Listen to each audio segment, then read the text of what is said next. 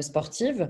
Ce webinaire donc, est relatif au dernier numéro du magazine des sportifs que je vous montre juste ici. Donc, ça a été le thème de ce 18e numéro et nous avons un joli panel d'invités pour pouvoir échanger à ce propos aujourd'hui. Alors, tout le monde est en train de rallumer sa caméra. Je précise que l'interview est enregistrée, que ce moment d'échange est enregistré. Évidemment, vous pourrez poser vos questions puisque vous êtes nombreux derrière vos écrans à suivre cet échange. Voilà, à poser vos questions et je les redonnerai dans le débat. Donc, je vais vous présenter les différentes personnes qui ont eu l'amabilité d'être présentes avec nous ce midi. Donc, Emmanuel Bonnet-Oladj, bonjour. Donc, vous êtes coprésidente de la FSGT, donc c'est une fédération d'à peu près 270 000 adhérents. Vous êtes membre du conseil d'administration du CNOSF depuis 2017 et vous êtes également présidente, pardon, vous n'êtes pas encore présidente, vous êtes candidate à sa présidence pour les prochaines élections qui vont avoir lieu en juin, je crois, et vous êtes également membre du conseil d'administration de l'Agence nationale du sport, donc vous allez pouvoir nous parler de toutes vos responsabilités. Annabelle Capret, bonjour. Annabelle, vous êtes docteur en sociologie du sport et vous avez soutenu une thèse fin 2020 sur la place et le rôle des femmes dans l'annonce du sport. Vous avez notamment interviewé plus de 70 femmes. Vous avez suivi bien précisément plusieurs fédérations. Vous allez pouvoir nous parler de tout votre travail.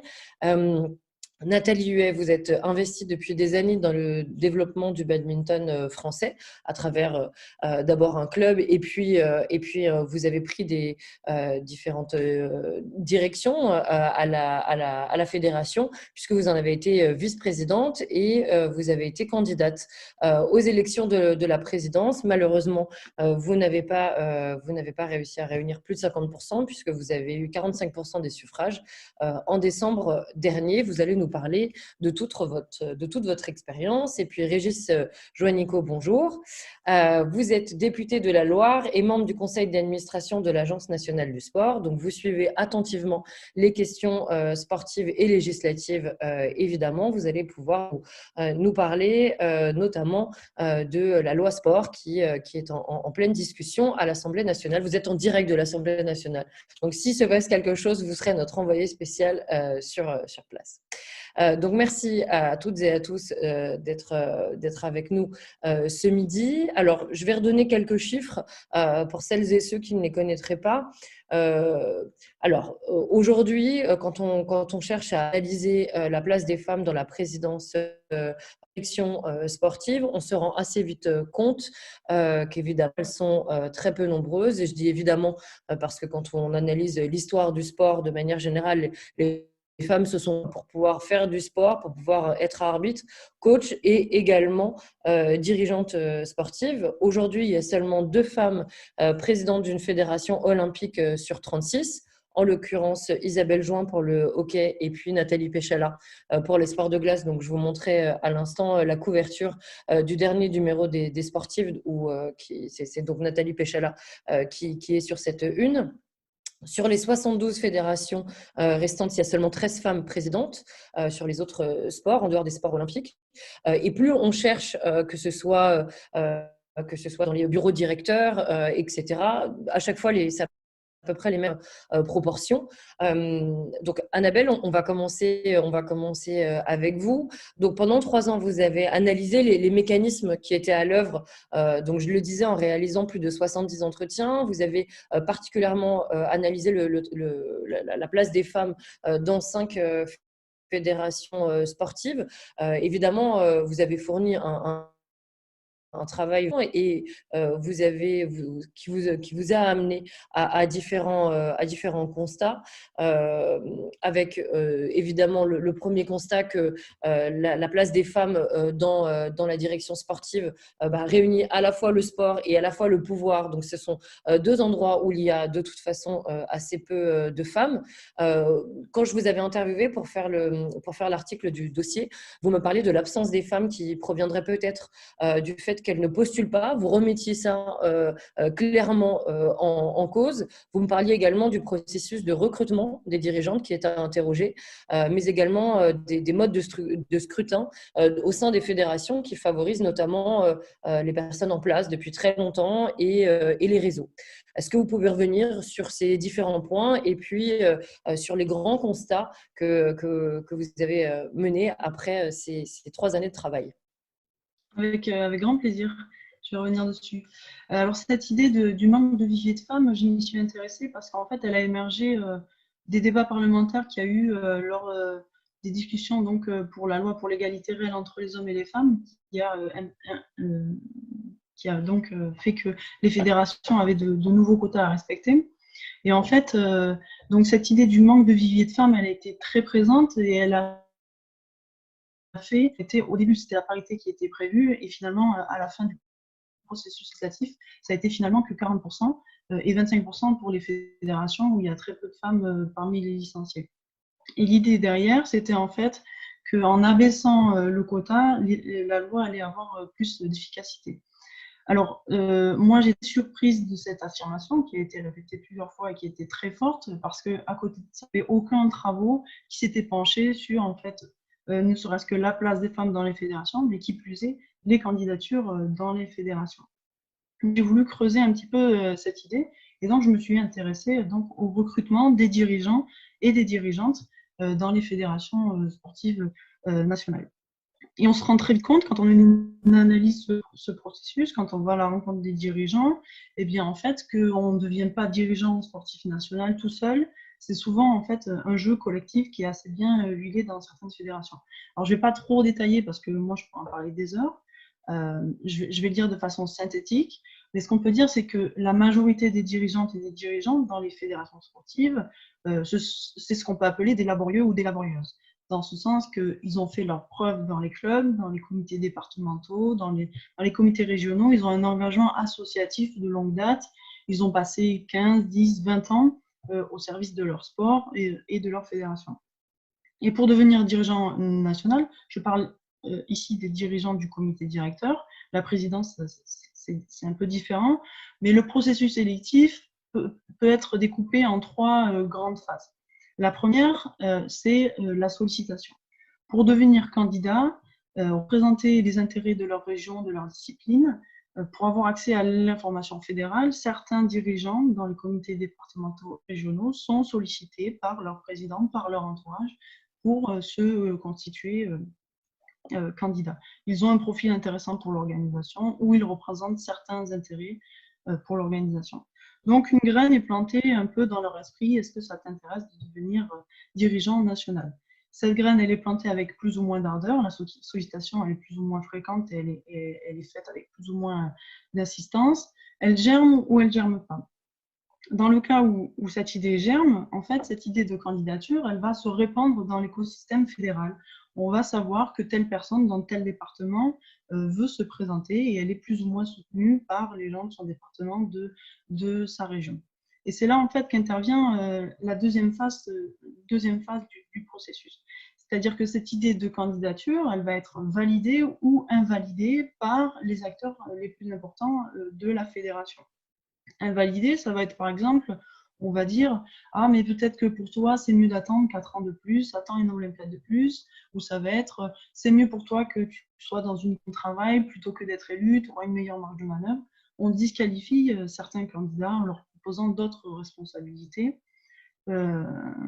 Et quand je parle des acteurs les plus importants, ça peut être le ou la DTN, le président, vice-président, le bureau, ou tout simplement le président d'une région importante qui a un point politique important dans le fonctionnement de cette fédération.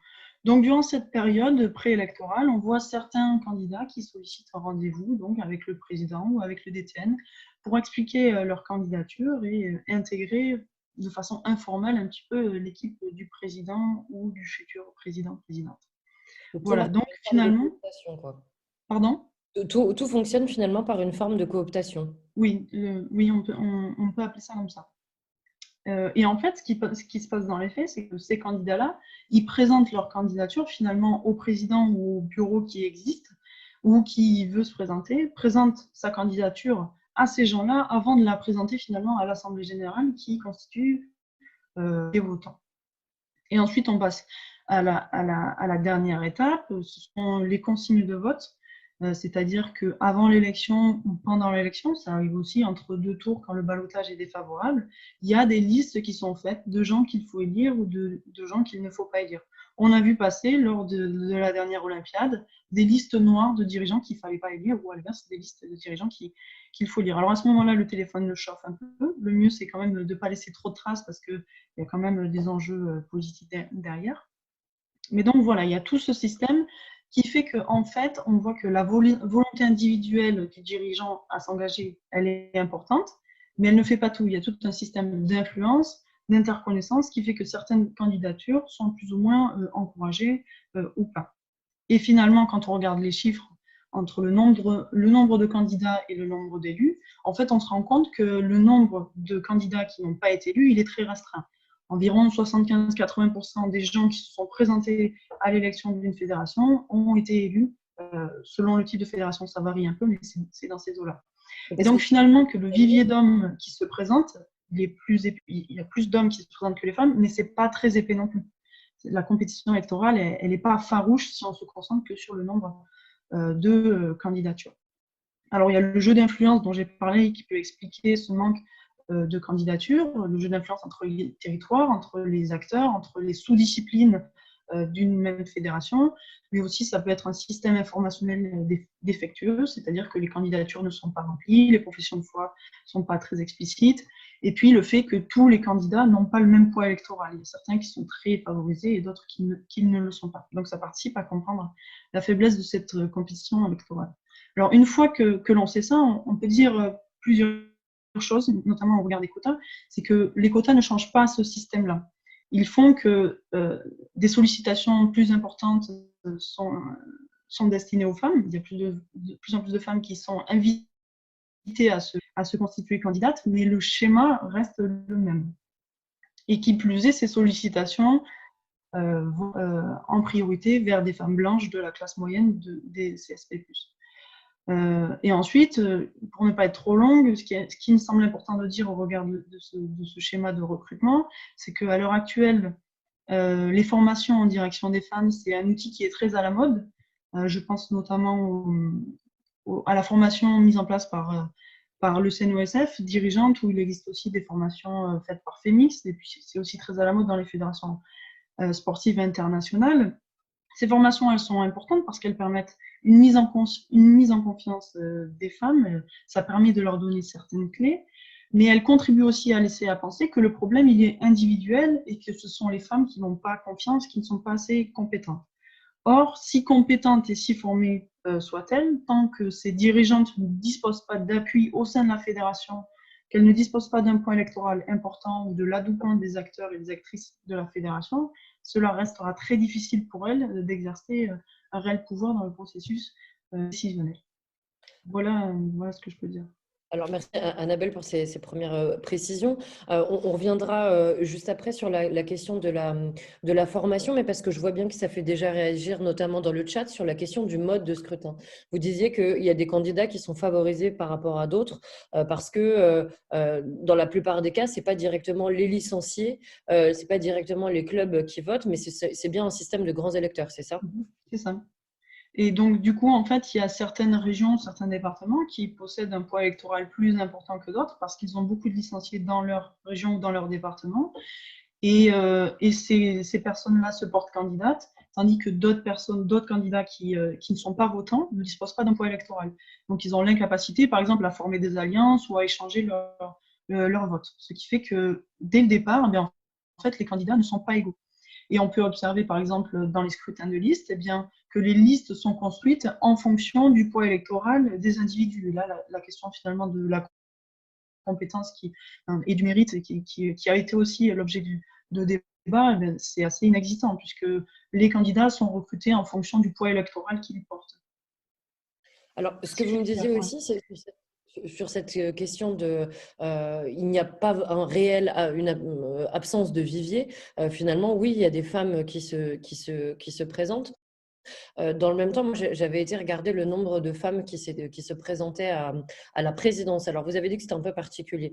À la présidence d'une fédération olympique. Et si mes comptes sont bons, je crois que je n'en ai trouvé que 5. D'ailleurs, il y a Anne de Sainte-Marie qui va jouer un deuxième tour en avril et qui sera peut-être la troisième présidente d'une fédération olympique si jamais elle venait à l'emporter.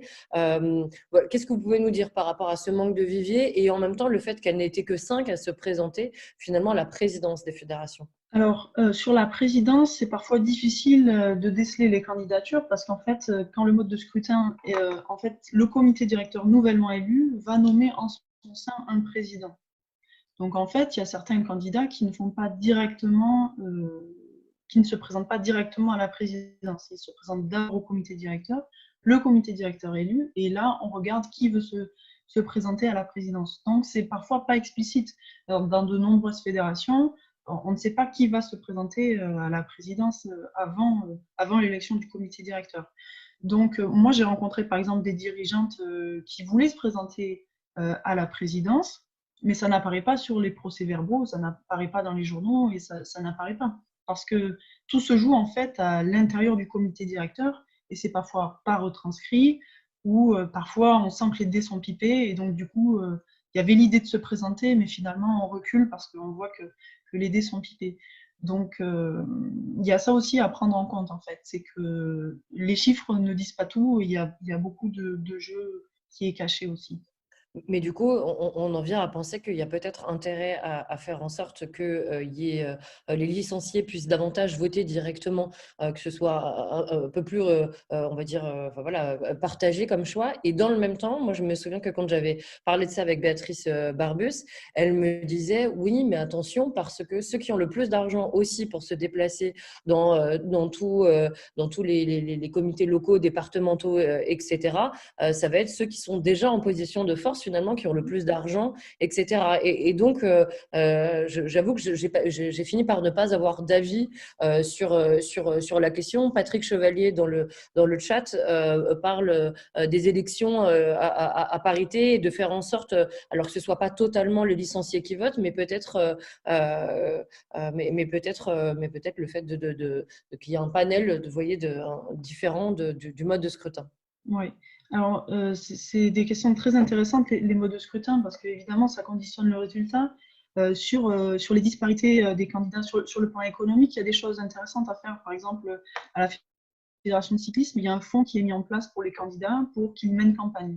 Donc ça, c'est des choses intéressantes qui peuvent permettre d'égaliser les conditions des candidats au début. Les conditions ne seront jamais égales, mais au moins faire en sorte que les candidats, quand ils veulent faire campagne, ils ont la liste des votants, ils ont les moyens de faire des réunions et d'aller à la rencontre, d'avoir les adresses mail des votants, ainsi de suite. Et ce qui me semble aussi important, et ça revient sur ce que j'ai dit tout à l'heure, c'est que tous les candidats aient le même poids électoral avant de commencer l'élection.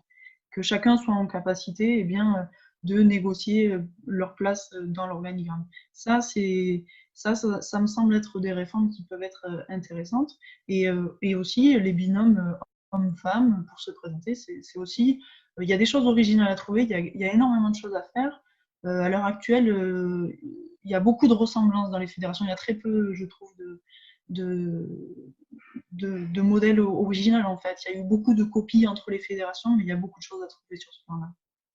Très bien. Merci beaucoup, Annabelle. Nathalie, est-ce que vous vous êtes reconnue dans ce que disait Annabelle sur la sensation d'être cooptée, qu'il y ait des personnes, et principalement peut-être des hommes d'ailleurs, qui vous aient dit, mais si, bien sûr que tu peux te présenter. Vous, comment est-ce que ça s'est passé vous concernant sur votre parcours à la fédération et le déclic que vous avez eu, vous disant, je vais me présenter à la présidence? Alors nous, à la fédération, c'est un petit peu différent, puisque à la fédération de badminton, on a un scrutin de liste. Donc on sait déjà, par rapport à ce que Annabelle a dit, on sait déjà qui va se présenter comme présidence. Donc ça fait 2 Olympiades qu'on est en scrutin de liste. Donc on a des gens qui postulent vraiment pour la présidence. Donc on sait déjà, on n'est pas au sein du comité directeur à savoir qui va se présenter comme président ou pas par la suite. Donc ça motive déjà beaucoup plus. Et c'est un scrutin de liste paritaire. Donc c'est 55, depuis cette Olympiade, c'est 50-50. Donc ça veut dire qu'il faut aller chercher des filles. Cette fois-ci, nous étions 3 listes. Donc ça veut dire qu'il faut qu'il y ait 28 filles enfin, dans ce cas-là, c'était 28 filles qui soient sollicitées pour venir sur la présidence, donc, enfin sur des listes. Donc ça a été le travail, je dirais, le plus important d'aller chercher les filles. C'était le plus compliqué parce que c'est pas qu'on en manque. À la Fédération française de badminton, il y a 40% de licenciées féminines. Donc on ne demande pas de filles, mais Annabelle l'a dit, on a du mal à ce qu'elles s'engagent. Et surtout quand elles veulent s'engager, même si ce n'est que sur une liste, elles veulent s'engager pour faire des actions et elles veulent savoir exactement le rôle qu'elles vont avoir. Donc pour ma part, je pense que j'ai contacté plus de 40-45 personnes, 45 filles. Les garçons, il n'y avait pas de problème, je les appelais immédiatement, ils me disaient « Ok, je viens ». Ils ne me demandaient même pas quel était mon programme ni ce que je voulais mettre en place. Mais pour les filles, il fallait, c'était vraiment de la pré-campagne, c'est-à-dire qu'à chaque fille appelée, il fallait lui préciser dans quel rôle je la voyais par la suite, combien de temps ça allait prendre, comment on allait fonctionner, etc. et quelle action elle allait pouvoir mettre en place. Et ça, c'était quelque chose d'important. Donc moi, je me suis décidée, j'ai eu du mal à me décider parce que j'ai un travail passionnant à côté. Je travaille au ministère de la Culture et c'était compliqué de faire un choix de vie puisqu'on sait très bien que maintenant, quand on prend un poste de président sur une grosse fédération, puisque je considère que le badminton est quand même une grosse fédération, ça veut dire qu'on doit y passer minimum 50% de sa vie, on va dire de travail. Et c'est bien plus que ça, puisque c'est souvent 80% de sa vie, et ça veut dire qu'on ne peut plus travailler à côté. Donc il y a des choses sur lesquelles je me retrouve dans ce qu'a dit Annabelle, puisque effectivement le mode d'élection est très important. Pour moi, je pense qu'à la Fédération française de badminton, il n'y a pas de problème homme-femme. Moi, je suis depuis longtemps dans le badminton, mais la personne qui a été élue, qui est là aujourd'hui, Johan Penel, était inconnue du badminton il y a 2 ans, donc n'importe qui peut se présenter, même en étant inconnu, même s'il a un beau parcours associatif à côté de ça. Donc il n'y a pas de cooptation. Enfin, il y a moins de cooptation, je pense, que dans d'autres sports où je l'ai vu en fréquentant d'autres femmes qui ont postulé pour être présidente. En revanche, la campagne, nous, elle est financée, la campagne électorale est financée. Cette année, nous étions en visioconférence, donc c'était un financement qui était suffisant, on va dire, même si c'est 4 500 € et avec les vidéos à faire, etc., c'était quand même limite, mais je ne vois pas comment on peut se déplacer sur les territoires à partir du moment où c'est les licenciés qui votent. Je vois bien ce qui est fait à l'équitation.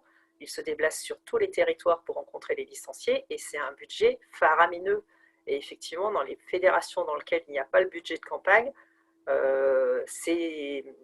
la cooptation, à mon avis, sur les listes est beaucoup plus importante. Et si c'est par des grands électeurs, c'est encore plus... les jeux sont presque faits d'avance. Je reviendrai aussi sur un détail dont a parlé Annabelle, c'est sur la formation des dirigeantes. Donc, pour moi, la formation, elle est importante, pas en tant que formation, mais en tant que réseau, encore une fois. Et ça, je pense que c'est extrêmement important parce qu'une campagne, c'est plutôt difficile, hein, moralement. C'est difficile au niveau temps, mais c'est difficile moralement. Les attaques sont assez basses, pas forcément des licenciés, ça c'est sûr, mais aussi des adversaires, de la presse, etc. Donc, être dans un réseau de femmes, et moi j'ai participé à plusieurs formations, j'ai été dans plusieurs réseaux, notamment au niveau européen, ça permet de se remonter le moral, on va dire. Certaines sont là aujourd'hui, et c'est important de pouvoir s'appuyer sur des gens et de pouvoir partager des choses communes. Oui, effectivement, sur la formation, pour que tout le monde le sache derrière les écrans. Donc, depuis 2014, l'association Femix organise des formations à destination de l'ensemble des femmes dans les fédérations qui veulent se former, qui veulent devenir dirigeantes à quelque niveau que ce soit. Et en fait, ce que me disait Marie-Françoise Potreau, qui du coup a beaucoup travaillé sur la question, donc c'est la présidente de l'association Femix, elle me disait que donc il se rendait compte qu'il y avait toujours ce palier de verre d'accéder à la dernière marche à la présidence. Et depuis depuis un an, avec le CNOSF et avec le soutien de la Française des Jeux, ils ont mis en place une formation spécifique qu'ils ont appelée pour les hauts potentiels en direction des femmes qui veulent être dirigeantes sur les plus hautes marches. Donc, vous le disiez, Nathalie, effectivement, ça permet d'avoir du réseau, de s'entraider, parce que vous me disiez aussi, quand on s'était eu rapidement au téléphone, qu'effectivement, la campagne n'avait pas toujours été simple. Comment est-ce que ça s'est déroulé? Et puis, surtout, vous avez fait quand même 45%. Est-ce que du coup, vous allez quand même intégrer le comité directeur de la fédération de badminton ou pas du tout? Parce que j'ai vu que dans différentes fédérations, quel que soit, même si on fait 49,5%, ça veut dire qu'il y a vraiment eu débat au sein de la fédération. En fait, on n'est pas du tout représenté dans le conseil d'administration suivant, alors même que, voilà, si on fait ce chiffre-là, c'est forcément qu'il y a eu débat, et il y a un côté sur la prochaine Olympiade, du coup, l'équipe qui a gagné a tous les pouvoirs. Comment ça se passe pour la fédération de badminton? Alors, au niveau de la fédération de badminton, les statuts ont été changés pour cette Olympiade-là, même s'il y avait, ça a évolué. Alors, je vais commencer par la campagne. Effectivement, la campagne a démarré sur les chapeaux de roue, puisque une des premières réflexions qu'a fait Johan dans la presse, c'était que je candidatais parce que j'estimais qu'il fallait une femme à la tête de la fédération. Pour moi, une femme à la tête de la fédération, même si je revendique énormément le fait qu'il faut des femmes dans les instances sportives, il ne fallait pas une femme à la tête de la Fédération française de badminton. Je m'étais estimée tout simplement compétente par rapport à mon parcours pour aller là-dessus. Et après, il y a eu un très grand débat au sein de notre liste, mais aussi avec des personnes extérieures qui nous ont poussé pour que je fasse valoir que j'étais une femme et que même dans la presse, je mette ça en avant. Et avec ma liste, on a choisi la façon de travailler complètement contraire, en disant non, je suis là juste candidate comme les deux autres candidats présidents, et il ne faut pas mettre ça en avant parce que ça peut énerver un certain nombre de personnes, énerver un certain nombre de licenciés, et donc on ne jouera pas là-dessus. Ce qui n'empêche que pendant la campagne, journaliste, les autres avaient des questions. Qu'est-ce que vous pensez faire pour le haut niveau? Qu'est-ce que vous pensez faire pour la gouvernance, etc. Et moi, la première question, c'était qu'est-ce que ça va vous faire d'être une femme présidente sur une fédération olympique? Donc, à chaque fois, on avait une réponse toute faite en disant que ce n'était pas le fait d'être une femme, que voilà, j'avais le droit à des questions, les mêmes questions que les autres. Et, de ce point de vue-là, c'était assez révélateur de comment sont perçues les femmes dans le monde sportif. Ce qui n'empêche que parmi les conférences de presse, quand il y avait des questions-réponses, j'ai été celle à laquelle les femmes posaient le plus de questions. Donc ça veut bien dire que c'est important aussi ce phénomène d'avoir des femmes qui prennent des décisions et qui emmènent les autres vers l'avant. Au sein du conseil exécutif, donc à la Fédération française de badminton, nous sommes 2 élus de l'opposition élus sur 21 personnes, donc ça fait pas beaucoup. Et il y a 2 délégués supplémentaires qui sont élus pour sur leur qualification, on va dire, donc ils ne sont pas sur la liste principale. Donc effectivement, moi je revendique le fait que je représente 45% des licenciés et que je suis aussi là pour apporter leur opinion, ce qui ne se passe pas forcément très bien, puisque la liste actuelle ne comprend pas qu'il y ait de l'opposition et souhaiterait que l'on avance dans le même sens. Donc, il faut qu'on avance dans le même sens, bien sûr. Avec la crise actuelle, il est essentiel qu'on avance dans le même sens, mais on est aussi les 45% de licenciés, c'est pas 5%, c'est 45% de licenciés qui ont voté pour les autres listes. Donc c'est aussi important, comme dans un conseil municipal, que l'on puisse être avancé, mais apporter la voix de ces licenciés. D'accord. Et pour être sûr de bien comprendre, donc vous parliez de la somme de 4 500 €. Chaque candidat ou candidate à l'élection de badminton a eu la somme de 4 500 € par la fédération, c'est ça? On pouvait prétendre au maximum à 4 500 € de frais de campagne. Et donc après, bien sûr, c'est sur justificatif que les factures qui devaient correspondre soit à des déplacements, mais qui n'ont pas eu lieu puisque la majorité de la campagne s'est déroulée en visio, mais aussi de la campagne de communication, la campagne de communication, le site internet, ça comprenait le site internet, et puis et puis une vidéo, puisque comme l'Assemblée générale s'est déroulée en visioconférence elle aussi, on présentait notre programme sur une vidéo. Et la vidéo de présentation lors de l'Assemblée générale était comprise dans ce coût de 4 500 €. D'accord, très bien. Merci beaucoup Nathalie pour ces témoignages. Alors je le répète évidemment, n'hésitez pas à vous poser des questions les uns les autres si jamais vous souhaitez le faire. Et Emmanuel, j'aimerais qu'on puisse parler de votre expérience puisque donc vous êtes coprésidente de la FSGT qui est une fédération assez importante et assez conséquente en termes du nombre de licenciés. Vous êtes élue à différents postes concernant le sport et je crois que vous me disiez, pour commencer par là, sur la question de la formation, que vous, très personnellement, vous n'aviez jamais senti le besoin de vous former, que vous aviez toujours eu, à travers votre parcours personnel, cette envie de toute façon d'y aller. Et vous le confirmez avec votre candidature à la présidence du CNOSF. Comment est-ce que vous expliquez votre parcours, peut-être à celui des autres femmes qu'on en a pu entendre ou que l'on voit régulièrement sur ce besoin de formation? Ah, vous n'avez pas le… Ouais. Je ne sais pas si j'ai vraiment eu envie d'y aller parce qu'en fait, il y a eu un processus qui fait que voilà, j'ai accédé à certaines responsabilités, je candidate à d'autres responsabilités.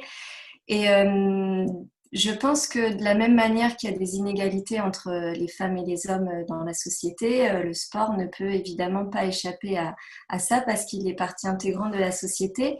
Néanmoins, en fonction des contenus et des modalités d'organisation, il peut soit renforcer ces inégalités qu'on peut trouver aussi en politique, par exemple, au niveau des conseils d'administration des grandes entreprises françaises, mais il peut aussi en fonction de modalités d'organisation, au contraire, créer davantage d'égalité. Et au début de votre introduction, vous avez donné des chiffres. Il se trouve que pour les fédérations multisports, la moitié des femmes sont des présidentes. À la FSGT, en effet, on a un format atypique. Alors, j'ai vu dans les commentaires des proposition de modèle. Nous, on a une coprésidence homme-femme qui est unique dans le mouvement sportif. Et si je dis ça, c'est pour dire que, évidemment, je pense qu'il y a le rôle de l'institution qui est extrêmement important et que les inégalités entre les femmes et les institués aujourd'hui dans l'organisation générale, globale, qui est celle des fédérations sportives et du mouvement sportif fédéré. De la même manière que le sexisme peut aussi être institué. Moi, je comprends que certaines femmes n'aillent pas plus loin dans les responsabilités quand elles sont accueillies, comme moi, ça a pu être le cas, et je ne peux même pas dire de quelle manière, tellement c'est grossier. Parfois, enfin, voilà, elles sont accueillies d'une telle manière que, évidemment, elles ne sont pas encouragées après à continuer et à prolonger.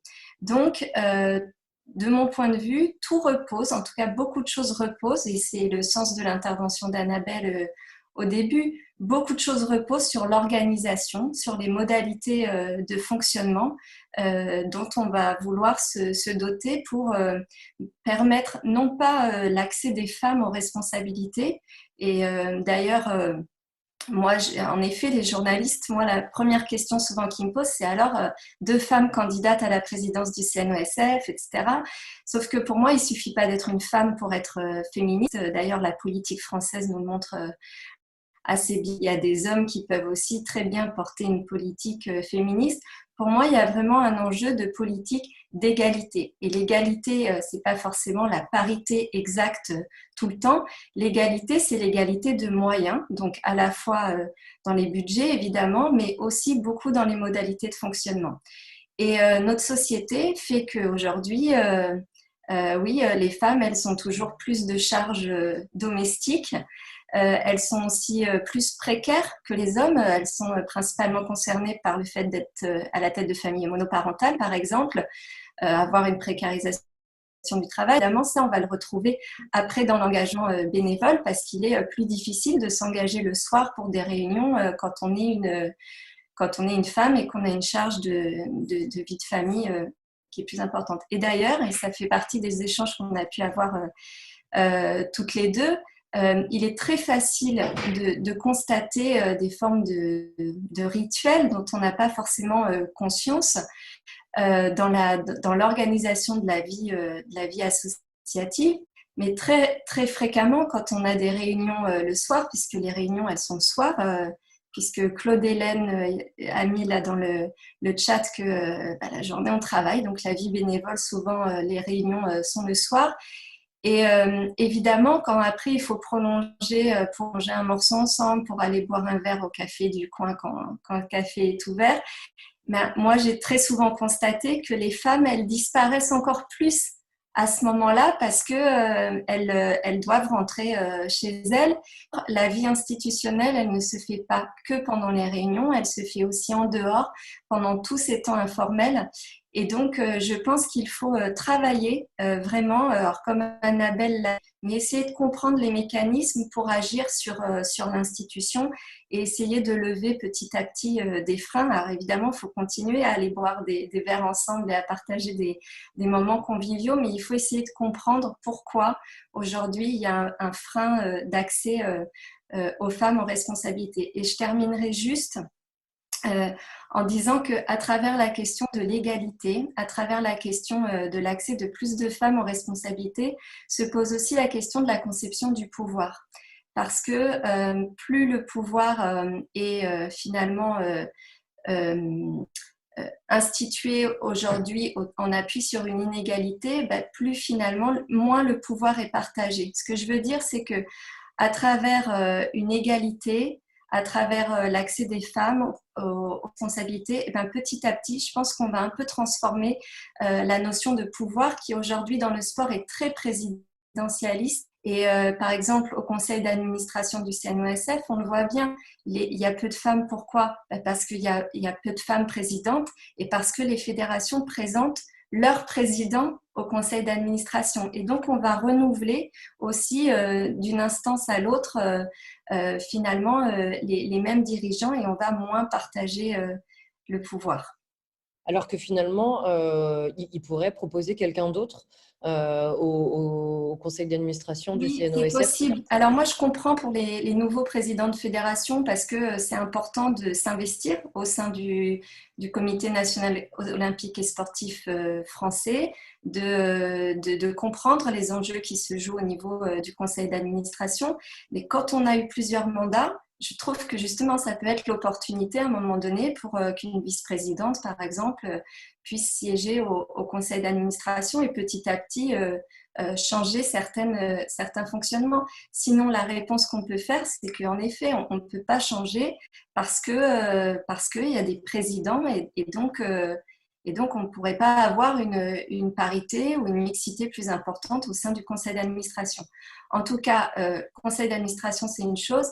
Le bureau exécutif du CNOSF, qui aujourd'hui n'est pas paritaire, le sera, je l'espère, quelle que soit la présidente ou le président qui sera élu le 29 juin prochain, puisque c'est une décision qui relève du conseil d'administration et donc il est tout à fait possible, sur ce point précis, de faire un pas important pour le mandat à venir.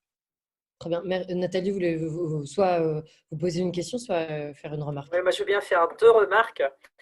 Sur le CNOSF, puisque moi je suis élue maintenant au CDOS, quand même dans les papiers du CDOS pour définir les candidatures, puisque maintenant c'est une élection partielle de liste, il est caractéristique, et dans les caractéristiques, le CNOSF attend si on est femme ou pas. Donc je leur ai fait remarquer que quand même, ce n'était pas une caractéristique d'être femme. Je veux bien qu'au CNOSF, il faut 3 personnes sur un CDOS pour pouvoir, 3 femmes, pardon, je vais dire 3 femmes minimum, puisque c'est comme ça qu'ils l'ont expliqué. 3 femmes minimum pour être élues, mais ce n'est pas pour moi une caractéristique d'être femme, quoi. Et on sait bien que ce n'est pas la définition actuellement de la parité dans les fédérations. Une anecdote que je raconte souvent, c'est la première fois où je suis allée au CNOSF, ce n'était pas la première fois, mais la première fois où j'étais invitée à la table d'honneur du président du CNOSF, que je connais quand même bien puisqu'il habite près de chez moi. On ne m'a quand même pas adressé la parole de tout le repas et on ne m'a même pas servi de vin, puisque c'était que des hommes et on pensait que j'étais la femme du président. Donc, je n'ai jamais été considérée comme vice-présidente. Et ça, c'est quand même très récurrent. Ça s'est un peu amélioré depuis 8 ans. Mais le nombre de fois où on ne m'a pas dit bonjour, on ne m'a pas adressé la parole parce qu'on pensait que j'étais la femme du président, c'était quand même absolument incroyable. C'est vraiment quelque chose qui m'a choquée par rapport à la culture. Oui, effectivement, et je me souviens, Emmanuel, que quand on avait échangé, vous me parliez de ces moments informels, à quel point est-ce qu'ils étaient extrêmement importants, mais que vous ne les viviez pas pareil, parce que vous êtes engagé à l'Agence nationale du sport, qu'au CNOSF, que dans votre fédération, selon les espaces, on ne les vit pas exactement pareil, ces moments informels. Ils ne s'y déroulent pas exactement la même chose. En tout cas, je pense qu'on a des modes de fonctionnement qui sont différents. Quand j'entends comment ça campagne, par exemple, dans les fédérations, c'est quelque chose que je ne connais pas à la FSGT parce que nous, en fait, tous ceux qui veulent s'engager et être élus à la direction fédérale collégiale, ils postulent à construire un projet et après, on aboutit à une élection. Donc, nous, il n'y a pas d'enjeu de dire, d'essayer de faire campagne pour convaincre les électeurs. On veut vraiment construire un projet en amont. Donc, il y a vraiment des enjeux différents qui se posent. Et aujourd'hui, je peux pas comparer l'ANS du CNOSF parce que Régis ne me contredira pas, mais jusqu'à présent, on n'a jamais eu l'occasion de manger ou boire un morceau ensemble au sein de l'ANS. Pour le coup, c'est très formel, alors que dans les fédérations et au CNOSF, il y a aussi c'est vrai, des moments plutôt sympas après les réunions où on peut échanger et ces moments, ils sont absolument essentiels. Mais c'est vrai que la manière dont ils sont organisés, parfois, peuvent créer une forme d'exclusion sans que ce soit voulu. C'est vraiment l'institution de ces moments. Voilà, je ne vais pas rentrer dans le détail ici, mais je vois assez bien quel petit détail on pourrait changer pour que ces temps soient plus inclusifs, si c'est le mot à utiliser. Très bien. Merci Emmanuel. Mais du coup, vous avez fait ce qu'on appelle une passe décisive à Régis. Donc, on va enchaîner juste après parce qu'en plus, il y a pas mal de questions qui vous concernent dans le chat. Déjà, si vous pouvez commencer, parce que alors il y a aussi des remarques sur la question des quotas, où est-ce que ça en est, etc.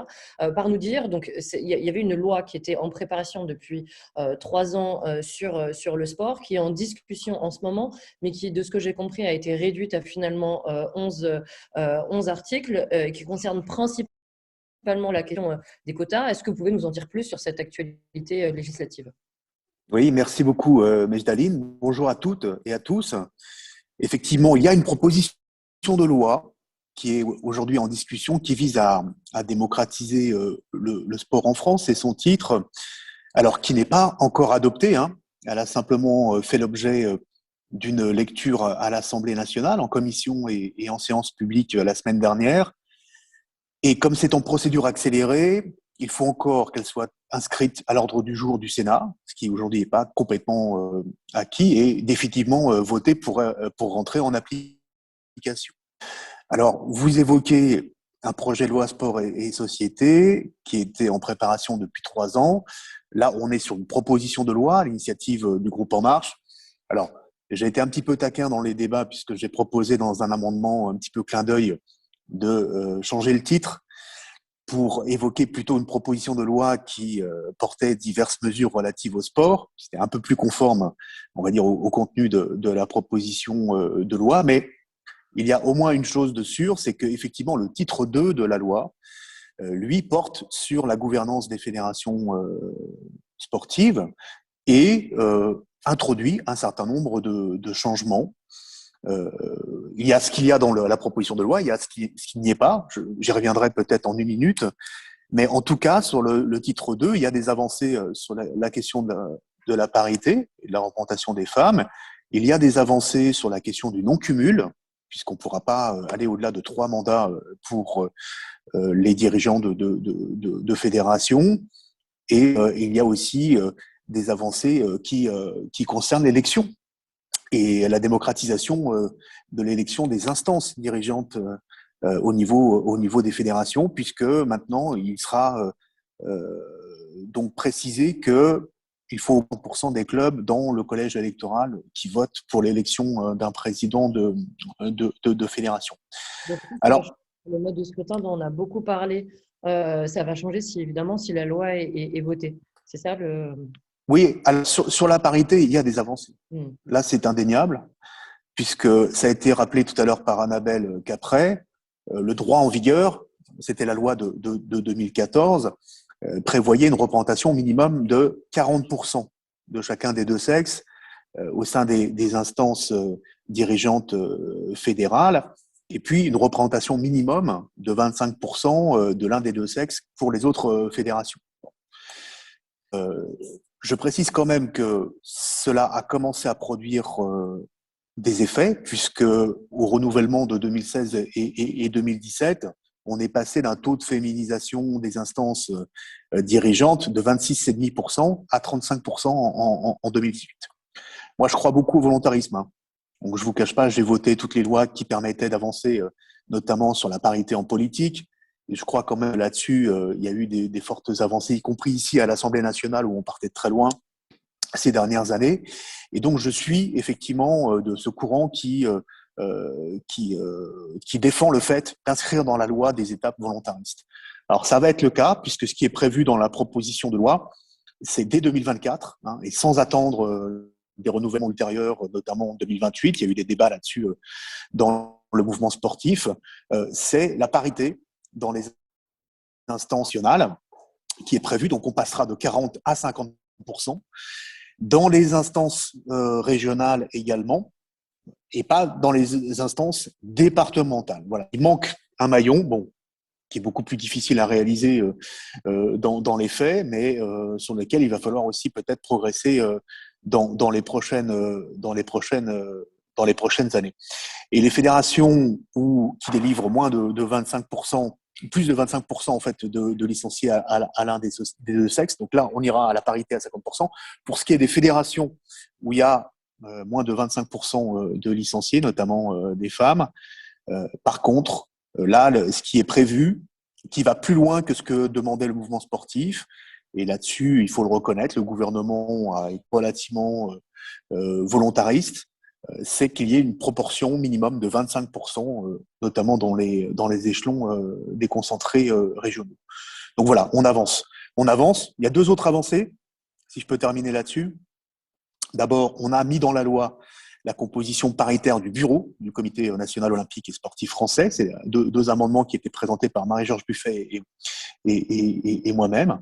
Donc, c'est dans la loi, Emmanuel, au-delà simplement des statuts du CNOSF et de ce que sera la campagne qui s'ouvre dans les prochaines semaines. Et puis, et ça, on y tenait beaucoup, on a obtenu qu'il y ait deux représentants des sportifs de haut niveau qui soient présents pour siéger dans les comités directeurs des fédérations, ce qui n'était pas pour le moment le cas. Et cette composition sera obligatoirement paritaire. Donc voilà, c'est les deux petites avancées supplémentaires en plus des questions des règles de parité. Et puis, il y a ce qu'il n'y a pas dans la loi. C'est ce que j'ai dire parce que j'ai lu à pas mal d'endroits qu'effectivement, cette loi, elle avait déçu. Est-ce que vous pouvez nous dire ce sur quoi est-ce qu'à votre avis, il y a des manques? Alors, sur le sport au féminin, oui, on évoquait tout à l'heure les questions de campagne électorale. Là, je considère que ça relève plus aujourd'hui des statuts du CNOSF et des fédérations. Donc, je pense que ça sera un des éléments de débat dans la campagne entre les différents candidats et candidates. Là aussi, d'ici juin, mais il faut des règles d'équité. Il faut des règles qui permettent, je dirais, des candidatures dans leur très grande diversité. Donc ça, je pense qu'il faut qu'on regarde ça de très près. Et puis surtout, je suis un peu au regret de ne pas avoir pu défendre des amendements que j'avais préparés et qui concernent la conférence permanente du sport féminin, qui est l'outil qui a été mis en place par la loi 1er mars 2017. Mais on avait eu l'occasion avec Cédric Roussel, dans un rapport en juillet dernier, de dire que cette instance aujourd'hui ne jouait pas le rôle qui devrait être le sien, c'est-à-dire de promotion et du développement du sport féminin, de visibilité, de médiatisation. Et tous les témoignages que nous avons eus, alors contrairement à une autre instance qui est comparable, qui est l'instance nationale du supporterisme, là aussi qui est sous l'égide du ministère des Sports, on voit que là il manque un volontarisme politique sur la question de la conférence permanente du sport féminin, et nous souhaitions l'adosser un peu plus au Parlement, qu'on puisse, qu'un sénateur ou une sénatrice, qu'un député ou une députée puisse y siéger, et puis surtout que chaque année, cette conférence revienne vers le Parlement pour faire son rapport annuel d'activité, fasse des recommandations, fasse des avis sur les projets de loi. Voilà. C'est pas le cas aujourd'hui sur le sport au féminin? Cette conférence, Non. elle ne pas annuellement? Non, on n'a pas pu examiner ces amendements-là, mais je continuerai à apporter, parce qu'ils ont été déclarés irrecevables et sans lien avec le texte. Bon, ce qui est un petit peu cocasse quand on sait qu'on a traité aussi la question des femmes, bien évidemment, dans ce texte, fort heureusement, mais ça ne se rattachait pas à un article en particulier. Et donc, mais je lâche pas l'affaire. Hein, je pense qu'il faut qu'on progresse et qu'on fasse des propositions pour ramener cette conférence permanente, et notamment qu'on puisse, au-delà de la présidence de la ministre des Sports, hein, qui doit jouer un rôle moteur, qu'on puisse avoir une vice-présidente qui soit élue parmi les personnes qui siègent dans cette instance et qui s'est réunie très peu de fois depuis 3 ans, il y a très peu de réunions et très peu d'activités, qu'on puisse relancer l'activité de cette conférence permanente. Pour moi, c'est très important. Un sujet doit être porté politiquement. On a porté le sujet de la lutte contre les violences sexuelles dans le sport, je crois, maintenant, de façon satisfaisante. On a porté la question du supporterisme. Il faut qu'on porte à un niveau aujourd'hui très important et très haut la conférence permanente du sport féminin. Voilà, j'ai terminé. Emmanuel, je crois que vous vouliez réagir. Je voulais réagir parce qu'en effet, un sujet, quand on veut le mener au bout, il faut le mener politiquement. Et le mener politiquement, ça veut dire le mener avec des moyens.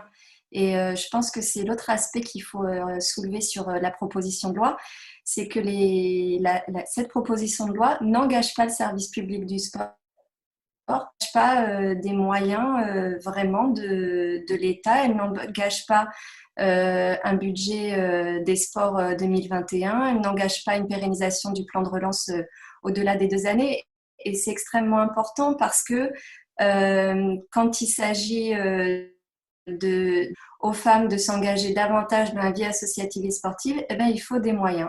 Et il faut aussi des moyens pour reconnaître le bénévolat, parce que pour les raisons que j'expliquais tout à l'heure liées à la situation peut-être plus particulière des femmes par rapport au travail dans la société, etc., il faut les accompagner davantage dans leur statut, même si ce n'est pas un mot très, très beau, mais il faut reconnaître le bénévolat peut-être comme une contribution aussi à la vie citoyenne de notre pays, et au même titre que le syndicalisme, par exemple, pouvoir permettre du temps libéré sur la vie professionnelle et qui soit pris en charge. Ça fait vraiment partie, à mon avis, des questions que le mouvement sportif doit porter, parce qu'elles ont aussi à voir avec une implication dans la durée des femmes, et donc cette recherche d'égalité dont je parlais tout à l'heure.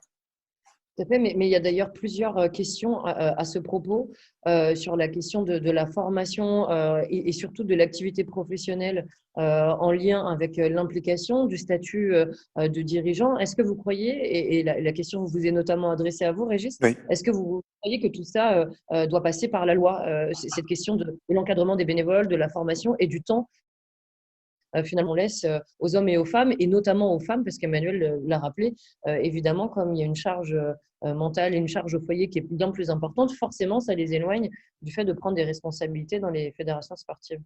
Alors, sur la formation, moi, je suis pour que là, on laisse au bon niveau, hein, c'est-à-dire au niveau des fédérations, peut-être aussi du mouvement sportif, les actions à mener. Je regrette qu'on n'emploie plus le terme de plan de féminisation qui avait été mis en place il y a quelques années et qui permettait quand même d'avoir quelques indicateurs pour regarder quelles étaient les fédérations qui avaient des actions plus exemplaires que d'autres. Mais je le dirais au prochain conseil d'administration de l'Agence nationale du sport, il faut qu'on ait un suivi de ce qui se passe dans les fédérations, et que les conventions d'objectifs qui sont maintenant signées par le ministère des Sports, mais par l'Agence nationale du sport avec les fédérations, on met notamment un malus financier accordé par rapport à ces questions-là. Ça me paraît tout à fait évident. Tout comme dans les collectivités territoriales, il faut qu'on ait de plus en plus des rapports égalité femmes-hommes qui puissent aussi s'appliquer aux questions des crédits alloués par les collectivités territoriales au développement et à la promotion du sport féminin. Ça, je pense que, bon, on parle beaucoup des budgets genrés en ce moment, mais pour moi, c'est un des outils aussi d'action au niveau local. Et puis, je termine sur sur la question de la reconnaissance du bénévolat associatif. Je suis, par définition, moi, assez opposé à la question d'un statut, mais par contre, on peut aller par un certain nombre d'améliorations, de reconnaissance. Il y a déjà l'engagement citoyen maintenant qui est enfin mis en œuvre. Ça date de 4 ans. Il y a le congé de bénévolat de 6 jours par an aussi qu'on peut obtenir par rapport à son employeur, mais il faut aller beaucoup plus loin, et notamment aujourd'hui par rapport aux catégories d'actives, de femmes qui sont aujourd'hui actives, qui sont parfois dans la précarité, comme ça a été évoqué, souvent dans la précarité, comme ça a été évoqué par Emmanuel, mais qui aujourd'hui font l'essentiel des tâches ménagères, des tâches familiales, et dont il faut aujourd'hui avoir des mesures spécifiques qui leur permettent d'articuler à la fois leur vie personnelle avec leur engagement associatif ou bénévole dans les instances dirigeantes. Donc là, on a des progrès à faire, et on en discutait hier soir avec la ministre en charge de la vie associative, ici même dans l'hémicycle, pour qu'on aille plus loin que ce qui existe aujourd'hui en termes de reconnaissance du bénévolat. Très bien, merci. Parmi les commentaires, Nathalie, je vous laisse d'abord la parole. Oui, moi je voulais bien répondre sur les quotas, puisque j'ai vu qu'il y avait un certain nombre d'informations. Alors, déjà, le plan de féminisation Régis, le plan de mixité, même si ça concerne les femmes, l'intérêt c'est quand même de ne pas être qu'entre nous. Mais je suis déjà ravie qu'il y ait des hommes, un petit peu d'hommes aujourd'hui à la conférence, mais l'intérêt c'est aussi d'avoir des hommes. Je me souviens, on avait fait un séminaire au sein de la fédération qu'on avait appelé Place des femmes, regard des hommes. Et je pense que dans ces formations, c'est important de former les femmes, mais c'est surtout important de former, et on le dit toujours, de discuter d'un certain nombre de stéréotypes que les hommes ont. Je vous parlais tout à l'heure du CDOS, et c'est vrai que moi, à chaque fois, j'interviens sur la façon dont les hommes peuvent parler des femmes au sein du CDOS, parce qu'ils ne sont absolument pas sexistes. Mais ça n'empêche qu'il y a des stéréotypes qui perdurent, et je pense qu'il faut aller au-delà de ça sur les femmes qui parlent trop. Enfin, on l'a vu encore il n'y a pas longtemps, hein, les femmes qui prennent trop de temps de parole pendant une réunion, non, c'est parce qu'elles ont souvent besoin d'avoir plus d'explications, elles ont besoin de savoir, elles ne peuvent pas rester dans la non-connaissance. Et voilà, il y a un certain nombre de choses comme ça qu'il faut changer avec le changement du regard des hommes. On parlait donc c'est pour ça que je pense qu'il faut plutôt un plan de mixité. Et on parlait des quotas, donc moi j'ai été longtemps opposée aux quotas, hein, parce que j'estimais, pareil qu'Emmanuel, qu'on était des femmes, mais qu'on allait de l'avant. Moi j'ai toujours été dans un milieu d'hommes, donc ça ne me gêne pas, j'ai été directrice d'un gros laboratoire, etc. Ça ne me gênait absolument pas d'y aller. Mais c'est quand même quelque chose de très important, parce qu'on s'aperçoit qu'on oblige à faire venir des femmes, qu'elles prennent connaissance qu'elles ont des compétences, et alors qu'elles sont tout le temps en train de se rabaisser. À la Fédération française de badminton, sur le mandat précédent, il y a une vice-présidente qui m'a succédé. Elle pensait absolument pas d'avoir les compétences, et elle s'est aperçue, on en a discuté encore hier matin, qu'elle avait toutes les compétences et qu'elle était parfois au-dessus des compétences qu'avaient les hommes. Donc ces quotas, ils obligent les femmes à se révéler, ça nous oblige à aller les chercher. Et je pense que c'est une bonne chose. J'espère que dans 4 ans, ils seront abandonnés. Dans 8 ans, ça sera abandonné. Mais c'est une bonne chose. Quand on voit la Fédération française de badminton, donc je vous ai dit tout à l'heure, la mixité était totale sur les listes.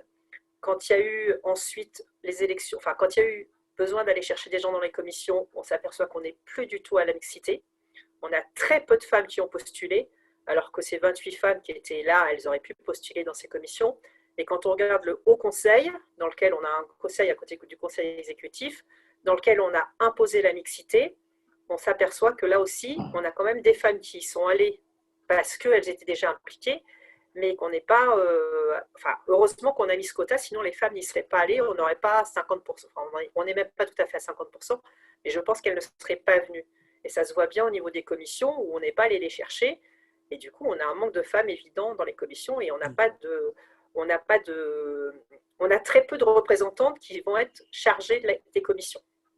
Donc ce quota, il est indispensable pour impulser. À ce propos, Annabelle, je me souviens que quand je vous avez interviewé, vous me disiez que, et je l'ai lu dans différents articles, qu'il y avait des endroits où les quotas n'étaient absolument pas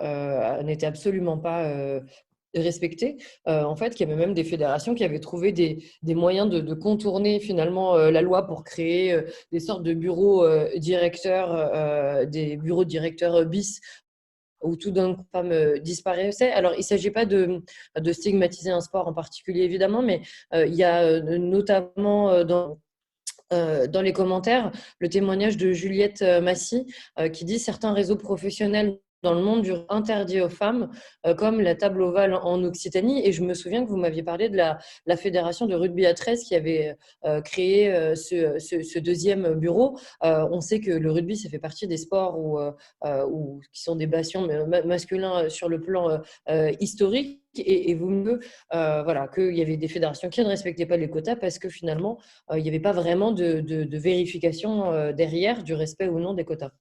Oui, mais ça rejoint un peu ce qui a été dit tout à l'heure, le fait que les décisions, elles sont parfois prises, si ce n'est souvent en dehors de l'espace de réunion, au café ou dans les couloirs. Et là, c'est ce qui s'est passé, par exemple, à la Fédération de rugby à 13, c'est qu'on est une nouvelle instance, il y a un bureau exécutif, on appelle ça un bureau fédéral, qui est finalement dans les textes une instance consultative, mais finalement, c'est là que se prennent les décisions. Et après, donc, dans l'instance où le quota est respecté et imposé, eh bien, il y a des femmes, mais la décision est déjà prise, elle est déjà prise par des hommes. Donc oui, j'ai observé dans plusieurs fédérations ce type de stratégie. Alors, elles sont plus ou moins conscientisées, elles sont faites de façon plus ou moins volontaire, mais le résultat est là, c'est que derrière le comité directeur, il y a le bureau. Alors certaines fédérations n'appliquent pas le quota au bureau, et en plus de ça, si des fois le quota est respecté au bureau, et bien derrière, il y a d'autres instances qui sont soit consultatives, soit décisionnaires, où le quota n'est pas du tout appliqué. Donc évidemment, le quota est important pour impulser le changement, comme l'a très bien dit Nathalie, mais derrière, il faut lui donner corps. Il faut lui donner corps par des budgets genrés, par envers les femmes, mais aussi bien évidemment envers les hommes, parce que ça s'apprend.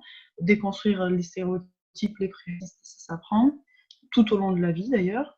Voilà, il y a des choses, il y a des référents à mettre dans les fédérations pour faire attention à comment la parole est distribuée au sein de l'espace de réunion, comment sont distribuées les responsabilités. Il y a beaucoup de choses à faire derrière.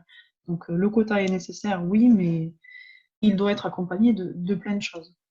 Oui, parce que vous me disiez notamment que du coup, ceux qui ne respectaient pas les quotas, les fédérations qui ne respectaient pas les quotas risquaient de perdre l'agrément ministériel. Et en fait, c'est une menace qui est tellement lourde qu'elle n'est jamais appliquée. Régis, peut-être, dans la nouvelle proposition de loi, qu'est-ce qui se passe si on ne respecte pas ces nouveaux quotas? Est-ce que c'est la même Oui, menace?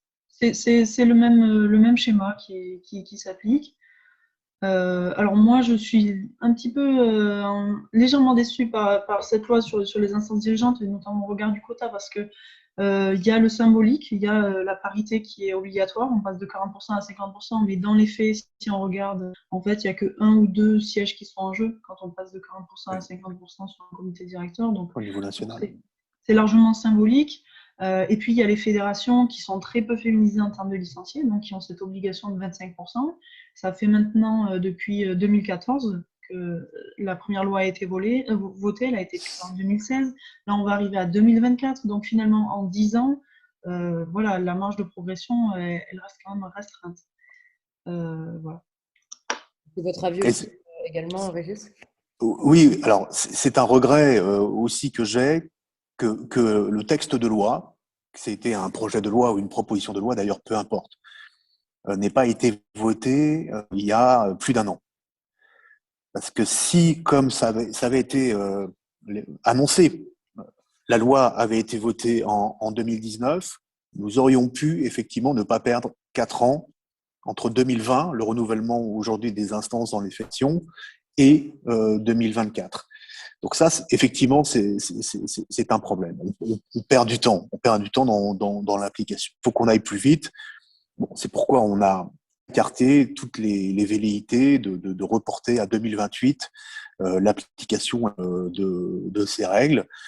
Et je le redis, nous avons encore là un trou dans la raquette, quelque part, c'est l'échelon départemental, et sur lequel il va falloir peut-être que le mouvement sportif se penche plus précisément pour savoir comment on peut progresser.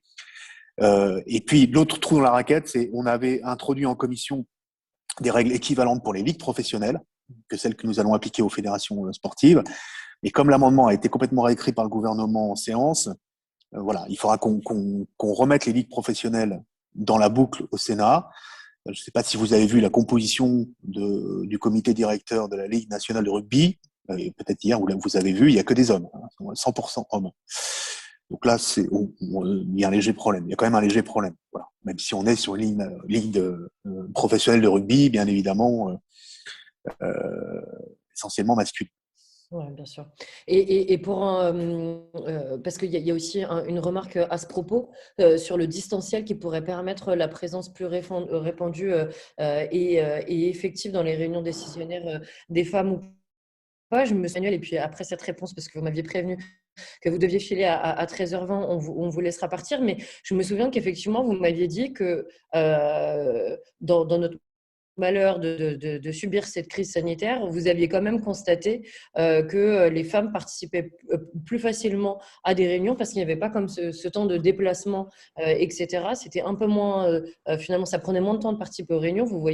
Maintenant, vous voyez plus de femmes à vos réunions. Oui, alors je vais relativiser un peu cette observation parce que plus on s'inscrit dans la durée, plus la charge mentale revient en galop. Et puis, moi, la première, les réunions le soir, quand on est confiné chez soi avec un enfant, voilà, ça reste compliqué. Et je pense qu'il y a une forme aussi de lassitude là dans le temps pour certaines situations. Et puis, c'est évident que la visioconférence va nous aider à mieux faire vivre la vie institutionnelle en général, au-delà de la seule participation des femmes, mais il faut surtout pas qu'elle remplace le fait de se rencontrer. Et je pense qu'il y a des modalités aussi pour, par exemple, nous à la FSJT, pour certaines réunions, on organise un accueil des enfants, par exemple, ou même des parcours de motricité parfois, pour que les jeunes mères ou les jeunes pères puissent venir avec leurs enfants. Donc, il y a des changements de ce type à organiser. Et puis, je voulais vous dire autre chose là, mais j'ai complètement oublié. Ça vient de m'échapper par rapport à votre question. Comme vous êtes candidate au CNOSF, peut-être si vous voulez terminer là-dessus, nous dire là par rapport à la question des quotas et puis de la direction de la place des dirigeantes, est-ce qu'il y a des choses qui vous semblent importantes à faire au niveau du CNOSF?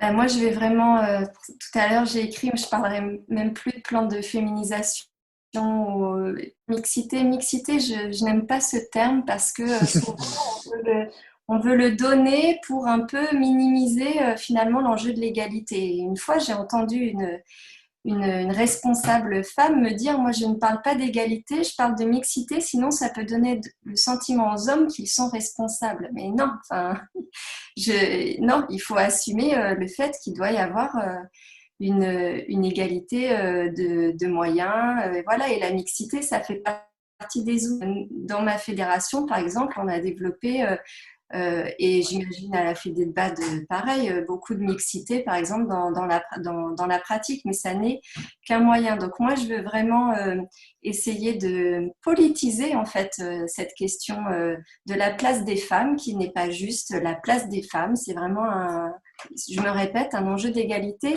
Et donc, de ce fait, moi, je suis plutôt favorable. Enfin, en effet, il y a eu des effets positif quand même de la loi de 2004 et donc moi je suis favorable à une parité. Le mouvement sportif s'est exprimé pour 2028, je suis solidaire avec le mouvement sportif fédéré, néanmoins je pense que 2024 c'est un objectif qui est tout à fait atteignable, surtout si les comités départementaux ne sont pas concernés parce que c'est quand même là la plus grande difficulté. Et voilà, et puis je l'ai dit, je suis favorable à une parité aussi au sein du bureau exécutif. Et puis, peut-être que la question du budget genré, ou en tout cas de faire un travail pour pouvoir étudier où va l'argent. À mon avis, peut être aussi une démarche tout à fait intéressante. Très bien, merci beaucoup Emmanuel. On vous laisse, de toute façon, là, ça fait 1h10 déjà qu'on échange. Donc, je vous propose que quand même, puisque nous sommes sur la fin, qu'on puisse quand même conclure. Juste, je réponds à une ou deux questions. On me demande, Emmanuel Séléchard nous demande pourquoi est-ce qu'on n'évoque pas la médiatisation du sport au féminin. Là, vraiment, on a voulu parler uniquement de la question des dirigeantes, mais la médiatisation est évidemment quelque chose qui nous concerne beaucoup aux sportives et qu'on aborde de manière très régulière. Merci pour tous vos commentaires et bien sûr, je vais laisser le mot de la fin à nos différents invités. S'il y a des questions auxquelles vous voulez réagir de la part du public, si sur l'ensemble, vous avez envie de donner des perspectives ou des constats, je vous en prie, Nathalie, si vous voulez commencer. Oui, sur le sport féminin, je viens de voir la question aussi en même temps que vous. Donc nous, le badminton, on n'est pas beaucoup médiatisé, donc il n'y a pas le problème. Mais par contre, le sport au féminin est bien présent puisque une des disciplines phares, pardon, c'est le mixte chez nous et qui est très suivi. Et en plus, on a en ce moment la chance d'avoir des jeunes qui cartonnent au niveau international, donc des très jeunes qui ont un très beau couple de mixte là qui fait des très beaux résultats au niveau international. Donc chez nous, le sport féminin, il est bien mis en avant. Et dans les équipes de France, c'est du 50-50, c'est de la parité. Dans les pôles, on essaie aussi d'avoir de la parité. Sur les compétitions, on essaie d'avoir de la parité. Donc, ce n'est pas ça qui fait que les femmes ne s'engagent pas. Il y a vraiment, c'est bien, il faut, bien sûr, mais ce n'est pas uniquement la problématique. Et pour moi, c'est vraiment d'inciter les personnes à les faire prendre conscience de leurs capacités et les mettre en confiance. Parce que même si on a un bureau mixte actuellement, et si on a un conseil exécutif mixte, on sent bien que les femmes, elles sont un peu plus en retrait parce qu'elles se sentent probablement moins en confiance alors qu'elles ont exactement les mêmes atouts que les hommes. Et il y a un gros travail à faire là-dessus. Sur les statistiques fédéraux, on a majoritairement des secrétaires. Hein. Je parle de clubs, comités, etc. C'est majoritairement des postes de secrétaires. Trésoriers, c'est les hommes qui sont très majoritaires. Et même si on commence à avoir beaucoup de présidentes de ligue, beaucoup de présidentes de comités, beaucoup de présidentes de clubs, ça reste encore les hommes qui sont majoritaires. Mais que les femmes prennent majoritairement des postes de secrétaire, voilà, c'est aussi quelque chose sur lequel il faut travailler et il faut les inciter à aller plus en avant. Je suis assez contente que cette année, on ait quand même 5 présidentes de ligue, ce qui avait disparu avec la régionalisation, puisque les femmes étaient plutôt sur des petites ligues. Et quand on est passé à des énormes ligues comme la Nouvelle-Aquitaine, on a perdu complètement les femmes qui étaient pourtant très soutenues par le président de Nouvelle-Aquitaine. Donc elles sont en train de revenir et c'est plutôt bien. On en a dans les ultra-marins qui ont été pendant très longtemps, mais ça change. On voit que ça change quand même 4-5 ans, ça évolue et il faut aller dans ce sens-là pour qu'on arrive à une parité ou égalité. Très bien, merci. Régis, peut-être si vous voulez dire un mot. Oui, 2 mots. Alors, le premier sur la médiatisation du sein. Alors, ça fait partie des missions, notamment de la conférence permanente du sport féminin que j'ai évoquée tout à l'heure, et dont on considère, on est nombreux, que son fonctionnement n'est pas satisfaisant. Mais il y a des personnalités qui y siègent, dont 3 de l'audiovisuel, et notamment Nathalie Sonac du Conseil supérieur de l'audiovisuel.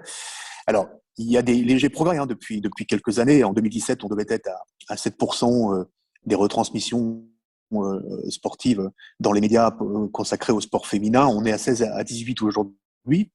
Mais je pense qu'on n'y arrivera pas à coup de journées ou de week-ends chaque année où on met le focus sur le sport féminin.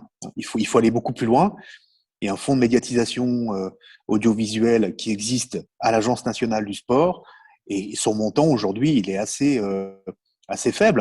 1,5 million d'euros pour l'ensemble des disciplines et sur l'ensemble de notre pays, c'est quand même peu. Donc, je pense que là-dessus, on a des leviers à actionner.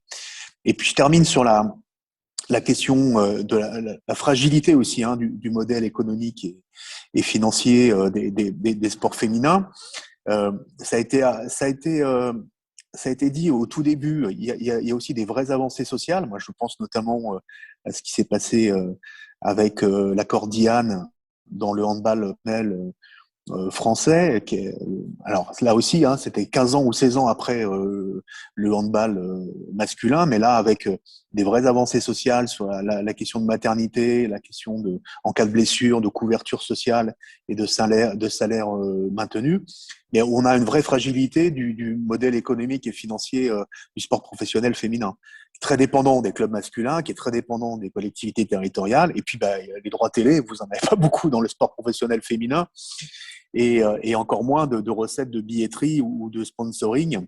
Et donc là, on a une faiblesse qui est structurelle, et je pense qu'il faut réfléchir à un nouveau modèle spécifique pour le sport professionnel féminin, et que là-dessus, on doit réfléchir un petit peu de façon originale sur le modèle coopératif, en mutualisant peut-être des choses entre disciplines. J'ai vu qu'à Clermont-Ferrand récemment, il y avait des clubs qui s'étaient mis ensemble avec des disciplines complètement différentes, et je trouve que il y a peut-être des choses à creuser, parce que sinon on va vers de cruelles désillusions dans les mois qui viennent. Le sport féminin, comme les parasports, sont extrêmement fragilisés par la crise sanitaire.